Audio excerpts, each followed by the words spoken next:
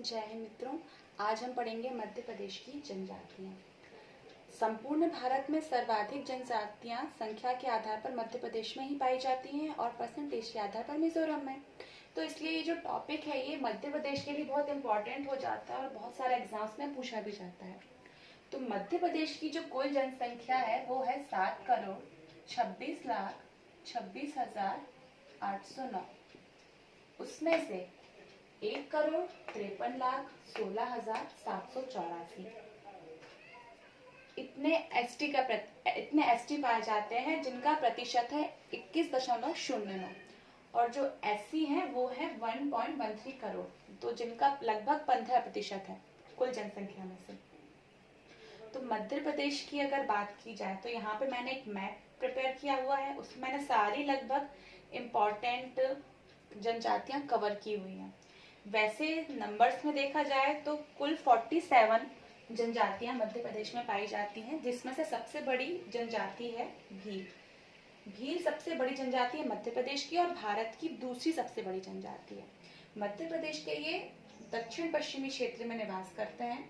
इसमें जिले हैं रतलाम, झाबुआ, अलीराजपुर, धार, बड़वानी, खरगोन, खंडवा आदि।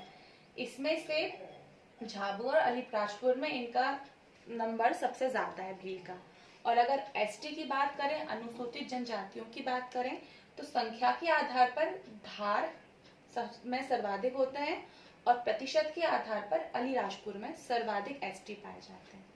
अलीराजपुर की एक और चीज है कि यहाँ पे जो कड़कनाथ मुर्गा पाया जाता है, जो कि पूरा काला होता है, उसके नाखून भी काले होते हैं और ऐसा कहते हैं इसका ब्लड भी ब्लैक कलर का होता है, काला रक्त होता है इसका। तो उसको जीआई टैग मिला है हाल ही में। ठीक है, आगे बढ़ते हैं हम भगौरिया पर्व पे। तो भगौरिया पर्व भीलों का बहुत ही फेमस पर्व होता है, इसके बारे में बहुत बार पूछा गया है, बहुत इंपॉर्टेंट है ये एक प्रणय पर्व होता है, होली के समय में इसको मनाया जाता है और ये 7 दिन तक चलता है। 7 दिन में इसके 3 चरण होते हैं या 3 इसके अरेंजमेंट हम कह सकते हैं होते हैं। तो फर्स्ट जो स्टेप होती है वो होता है गुलालिया। गुलालिया सबसे पहले के 3 दिन मनाया जाता है।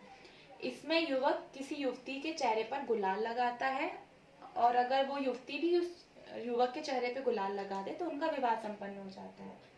और 3 दिन के बाद चौथे और 5वें दिन अगला होता है गोल गधेड़ो। गोल गधेड़ो में युवतियां एक गोला बना के खड़ी होती हैं, घेरा बना के खड़ी होती हैं और उनमें से अगर किसी युवक को कोई युवती पसंद है तो उसको लेके भागता है और अगर उन्हें कोई नहीं पकड़ पाता है तो उनका विवाह संपन्न हो जाता है। तो इस प्रकार हुए विवाह को गोल गधेड़ो विवाह कहते हैं।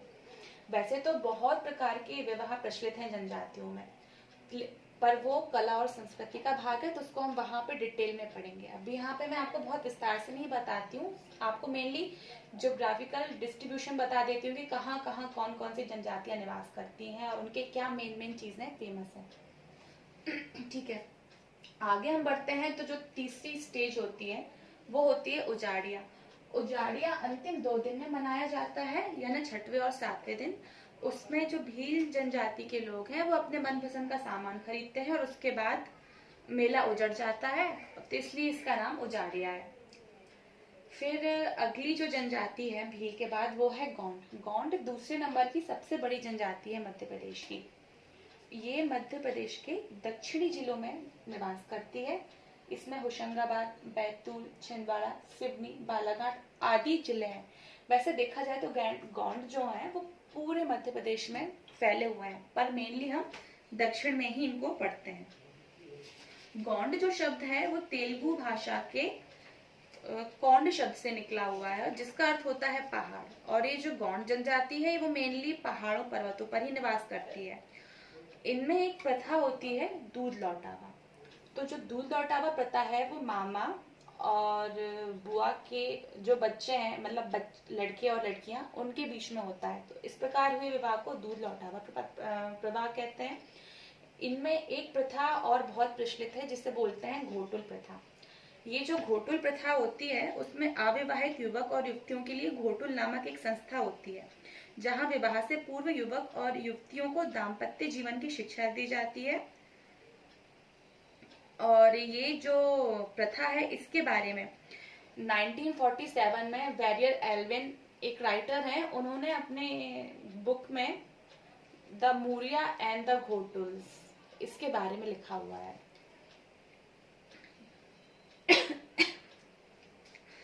ये जो गोंड है, गोंड की उपजातियों की अगर हम बात करें तो व्यवसाय के आधार पर 5 उपजातियां होती हैं: अगरिया, प्रधान, ओझा, सोलाहास और कोलाईभूत। तो जो यहाँ पे मैंने आपको दिख रहा होगा डिटेल में बता दिया है कि कौन सी जनजाति क्या काम करती है। तो जो अगरिया है वो लोहे का काम करने वाले होते हैं, प्रधान पुजारी का काम करते हैं, ओझा पंडिताई और तांत्रिक क्रिया करने वाला वर्ग है, सोलाहास बढ़ई का कार्य करते हैं और कोलाई भुतिस नृत्य और गान करने वाला वर्ग होता है। ये कोल्हाई भुतिस के बारे में उन्होंने पूछा है, क्वेश्चन कई बार आया है। और एक और चीज, जो गोंड के जो देवता होते हैं वो मेनली मुख्य देवता इनके दूल्हा देव हैं।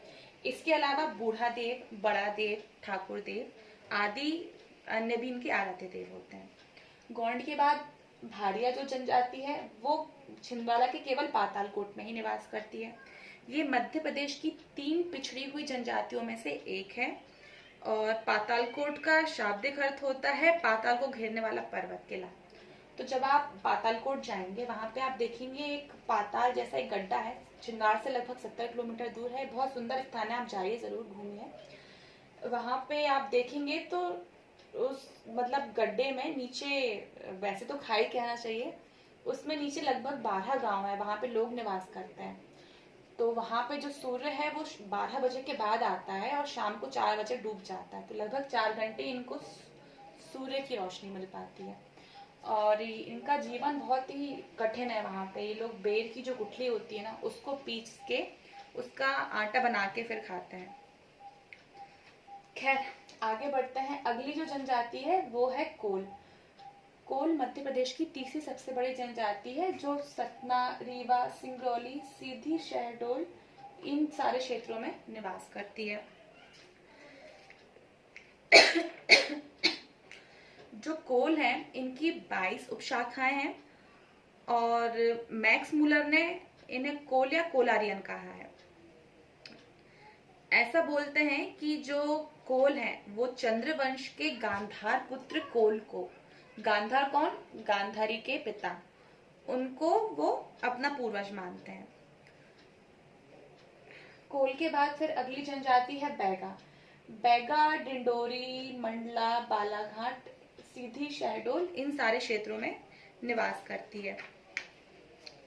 जो बैगा है इनकी एक उपजाति है जिसको बिझावर बोलते हैं, या फिर कुछ लोग ये भी कहते हैं कि इस जनजाति का जो विकसित रूप है उसे बिझावर कहा जाता है। बैगा जनजाति 3 पिछड़ी जनजातियों में से एक है। एक हो गई भारिया, एक हो गई बैगा, तीसरी है सहरिया। तो ये जो बैगा जनजाति है इसके ऊपर भी बैरियल एल्विन ने एक बुक लिखी है, उसका नाम है द बैगा। और इसकी उपजातियों की बात करें तो इसकी उपजातियां हैं नरोतिया, भरोतिया, बिजवार, रायमैना, कठमैना, नहर आदि सब। ये जो बैगा है इसमें एक चीज और है कि इनमें जो विवाह है उसमें वधु मूल्य का प्रचलन है और इनमें बाल विवाह नहीं होता है। इसके बाद आती है अगली जनजाति हमारी कोरकू। कोरकू का अर्थ होता है मानवों का समूह। और ये जो है जनजाति, ये सतपुड़ा क्षेत्र, आप समझ देख रहे होंगे, समझ सकते होंगे, छतपुड़ा में मेनली मिल रही है, नमदांचल में। ये है खरगोन, खंडवा, हरदा, होशंगाबाद, बैतूल। ये जो ब्लू डैश डैश डैश वाली लाइन है ये कोरकू की है। यहाँ पे कोरकू का निवास पाया जाता है। कोरकू स्वयं को राजपूतों का पूर्वज, राजपूतों को अपना पूर्वज मानते हैं कोरकू। और इन लोगों में समगोत्रीय विवाह वर्जित होता है। कोरकू के बाद अगली जो जनजाति है वो है सहरिया। सहरिया ऐसा हम कह सकते हैं एकमात्र ऐसी जनजाति है जो मध्य प्रदेश के उत्तरी क्षेत्र में पाई जाती है, कि ज्यादातर जो जनजातियां हैं आप देख सकते हैं कि दक्षिणी क्षेत्र में ही फैली हुई है। ठीक है, तो जो सहरिया है वो मुरैना, ग्वालियर, शिवपुरी, श्योपुर यहाँ पे पाई जाती है। और जो श्योपुर है यहाँ पर सहरिया का संग्रहालय है।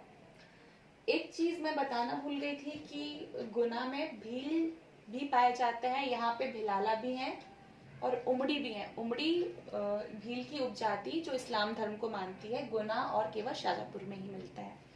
और जो खैरवार है, खैरवार ये जनजाति है, तो ये पूरे बघेलखंड में फैली हुई है। दमोह, छतरपुर, पन्ना, सतना, रीवा, सिंगरौली, सीधी, शहडोल, डिंडोरी, मंडला, अनूपपुर, ये पूरा जो ग्रीन आपको डैश डैश दिख रहा है, यहाँ लिखा हुआ है मैंने खैरवार, वो खैरवार जनजाति का क्षेत्र है। ये जो खैरवार जनजाति है, ये खैर के वृक्ष से कत्था बनाने का कार्य करता है, इसलिए भी इनको शायद खैरवार कहा जाता है। और ये इसके अलावा विदिशा और रायसेन में भी मिलती है। अगली जनजाति है हमारी बंजारा। जो बंजारा जनजाति है वो धार, खरगोन, खंडवा मोस्टली इस क्षेत्र में मिलती है। और बंजारा को एक घुमक्कड़ जनजाति भी कहते हैं। ये इनकी जो महिलाएं होती हैं, स्त्रियां जो होती हैं, इनको गहनों का काफी शौक होता है, सजने संवरने का बहुत शौक होता है। एक चीज और फेमस है कि सर्वप्रथम कंघी का आविष्कार बंजारा जनजाति ने ही किया था। इसके बाद अगली आती है पनिका जनजाति। पनिका केवल 2 जगह पे मिलती है, सीधी और शहडोल में। और पनिका स्वयं को कबीरपंथी मानती है। पनिका के बाद अगली जनजाति है हमारी उरांव। उरांव जो है भोपाल, नरसिंहपुर, अनूपपुर, बड़वानी, जबलपुर, इंदौर, सिंगरौली इन आदि क्षेत्रों में निवास करती है। ये लोग स्वयं को कुरुख भी कहते हैं। और इस जनजाति के लोग धांगड़, धनका, किसान आदि नामों से भी जाने जाते हैं। इस जनजाति में कई समवर्ती ग्राम होते हैं जिन्हें परहा के रूप में संगठित कहा जाता है।